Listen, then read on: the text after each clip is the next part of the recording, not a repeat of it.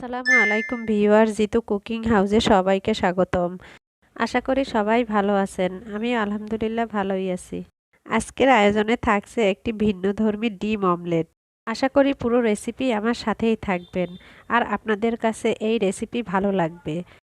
আর কথা না বাড়িয়ে চলুন দেখে আসি পুরো রেসিপি। ভিন্ন স্বাদের ডিম অমলেট করার জন্য আমি প্রথমেই দিয়ে দিলাম একটি কড়াইতে আধা কাপ রান্নার তেল। তেলটা একটু গরম হয়ে গেলে দিয়ে দিলাম দুইটি মিডিয়াম সাইজের আলু। দুইটি মিডিয়াম সাইজের আলুকে আমি এভাবে করে কেটে ধুয়ে পরিষ্কার করে নিয়েছি।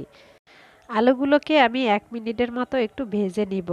ভাজা হয়ে গেলে দিয়ে দিব 1 কাপ গাজর। মিডিয়াম সাইজের একটি গাজর আমি এভাবে করে কেটে নিয়েছি। ডিম অমলেট কিন্তু আমরা প্রায় সবসময়ই খেয়ে থাকি। মাঝে মধ্যে খাবারে একটু চেঞ্জ আসলে কিন্তু খেতে ভালোই লাগে। এখন আমি দিয়ে দিলাম হাফ টি স্পুনেরও কম হলুদ গুঁড়া। এবার 3 থেকে 4 মিনিট মিডিয়াম আঁচে আমি এভাবে করে কষিয়ে নিব। আলু আর গাজর কষানো হয়ে গেলে দিয়ে দিব 1 কাপ পেঁয়াজ কুচি। পেঁয়াজটাকে আমি একটু বড় বড় করে কুচি করে নিয়েছি। আলু গাজর পেঁয়াজ কষানো হয়ে গেলে দিয়ে দিব একটা টমেটো কুচি। মিডিয়াম সাইজের একটি টমেটোকে আমি এভাবে করে কুচি করে নিয়েছি। আর দিয়ে দিলাম অর্ধেকটা ক্যাপসিকাম। দিয়ে দিলাম হাফ টি স্পুন কালো গোলমরিচের গুঁড়া। স্বাদ মতো দিয়ে দিলাম লবণ। একটু নাড়া দিয়ে সব উপকরণ মিশিয়ে দিব। মিশানো হয়ে গেলে ঢেকে দিব 2 থেকে 3 মিনিটের জন্য। সকালের নাস্তায় যে কোনো ধরনের রুটি পরাটার সাথে কিন্তু এই ডিম অমলেটটা খেতে ভীষণ মজা। ফিরে এলাম 2 মিনিট পর। এবার আমি ঢাকনা খুলে দিয়ে দিলাম 3-4টা কাঁচামরিচ ফালি। আবারও একটু নাড়া দিয়ে ঢেকে দিব 3 মিনিটের জন্য। ফিরে আসছি 3 মিনিট পর। এই যে দেখুন ভিউয়ার্স, আমার সবজিগুলো কিন্তু হাফ সেদ্ধ হয়ে গেছে।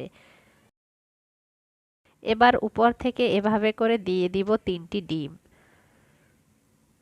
এভাবে করে ডিম অমলেট করলে কিন্তু ডিমের সাথে সবজিও খাওয়া হয়ে যাবে। ডিমের কুসুমের উপর দিয়ে দিলাম কিছুটা লবণ ছিটিয়ে। আর দিয়ে দিলাম কালো গোলমরিচের গুঁড়া। চাইলে আপনারা সাদাটাও দিতে পারেন। দিয়ে দিলাম কিছু ধনেপাতা কুচি। দেখার সৌন্দর্যের জন্য আমি উপর থেকে দিয়ে দিলাম ক্যাপসিকাম। আর দিয়ে দিলাম 4-5টি কাঁচামরিচ।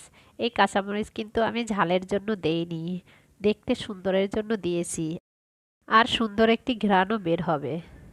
এবার চুলার আঁচ কমিয়ে দিয়ে ঢেকে রেখে দিব 3 থেকে 4 মিনিট। ফিরে এলাম 4 মিনিট পর। এই যে দেখুন ভিউয়ার্স, তৈরি হয়ে গেল আমার ডিম অমলেট। আমি একটা প্লেটে আপনাদেরকে উঠিয়ে দেখাচ্ছি। আশা করি আপনাদের কাছে এই রেসিপিটা ভালো লাগবে। যখন একঘেয়েমি ডিম অমলেট খেতে খেতে আর ভালো লাগে না, তখন এভাবে ডিম অমলেট করে খেয়ে দেখতে পারেন। আশা করি আপনাদের কাছে ভালো লাগবে। আর ভালো লাগলে আমার চ্যানেল সাবস্ক্রাইব করতে ভুলবেন না। এতক্ষণ কষ্ট করে আমার সাথে থাকার জন্য সবাইকে অসংখ্য ধন্যবাদ। আর কেমন হয়েছে আমাকে কমেন্ট করে জানাবেন। আপনাদের কমেন্ট আমাকে অনেক উৎসাহিত করে। আজ এ পর্যন্তই। সবাই খুব বেশি ভালো থাকবেন, আমার জন্য দোয়া করবেন। আসসালামু আলাইকুম।